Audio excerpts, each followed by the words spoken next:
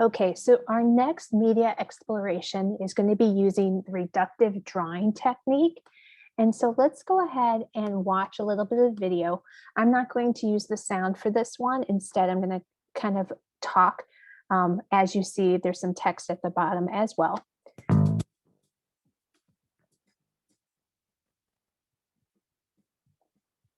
So basically what he did is he went through and used charcoal. We'll make our charcoal a little bit darker. And now what you see him doing is actually erasing away the detail and then going back in and adding dark where he needs to. So you're going to basically be using your eraser, right? That's an eraser in his hand to bring out the light and the medium values. And then if you have to go back in and add some more depth and darkness in with your charcoals, you're able to go ahead and do that. So in a way, it is kind of like the opposite of how we usually do it. You'll add charcoal to fix mistakes, and you'll use your eraser to draw your details. So this link is in the presentation for you.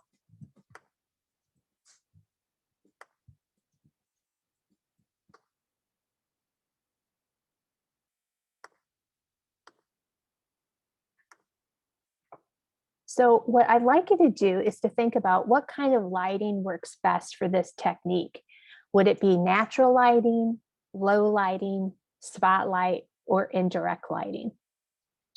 So notice that there is a lot of value range from light to dark in this drawing.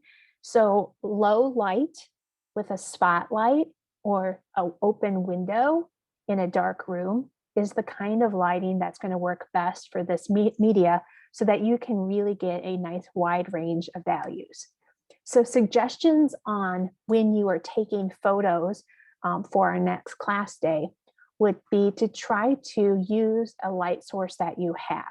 If you have a lamp, like one that is on the right here, you can really control the lighting because you can angle this lamp or spotlight in any sort of way that you need to. You could also use a window. So if you're in a darker window, you could set your items up maybe on a wall or next to a wall or on a tabletop or desktop to get some dramatic lighting as well. You could also use a flashlight or even your phone flashlight to get some lighting for this. When you are setting up your object, you want to use a nice neutral background, such as a bare wall or the gray paper that was given to you in your sets. You want to make sure to get rid of any distracting imagery. And you really want to experiment with the angle of the light. Now, if you're using a window, you might have to just play with moving your objects to different locations in the room. But if you're using one of these spotlights, maybe a clamp light from like a tool shed or like a workshop, you can really try what happens when the light is high, what happens when the light is low. So you can really experiment with what direction the light is to produce some really interesting shadows and cast shadows. So what can be your subject matter? In your art PPE, you should have a lunch sack, but you can maybe also find some paper sacks that are included in your household. You could also do a fabric study. So I included a fabric knot in your art PPE. You could do some shirt or clothing or any other kind of drapery.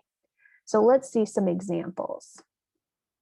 So when you are setting up your still lifes this next class time, you want to carefully compose.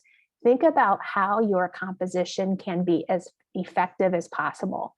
What did the student do that could maybe be better for their composition, right?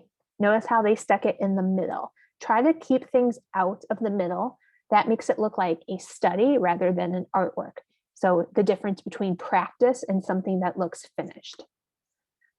Really think about how you can make your subject matter active. Here you can see that they twisted, turned, and crinkled up the paper sacks rather than leaving them pristine.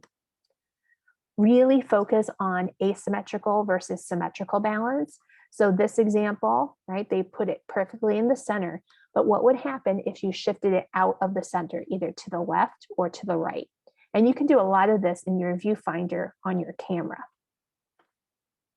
You can hang a sheet or a tablecloth on the wall to get an example like this. You could hang a piece of clothing on a hanger. You could try something simple. So here you can see one that's just a plain shirt, but if you really wanted to get fancy, you could find something that has a pattern or a stripe on it. Stripes are kind of complex. However, if you need a challenge, this would be a great direction for you, right? You can use the fabric knots that was given to you, or you could tie a knot in something else that you have at home and twist it. This is one I made in a class last year. And so that's a pillowcase that's been twisted on top of a pillow. So for this one, I was trying to think about, showing my uneasiness and not being able to sleep really well. And that's why it's twisted. So you could also think about maybe some content in your fabric study as well. Note the difference in variations of tones. Some of the fabric here is light and some of the fabric is dark. And that's not necessarily just because of lighting. That's two pieces of fabric. So you really want to create the tones that you see. If the fabric is white, you're going to have a lot of light and white highlights. But let's say the object or the fabric is maybe a soft gray or a soft blue. You might have gray highlights, right, with dark shadows overall with very little light. So you really want to recreate what you see.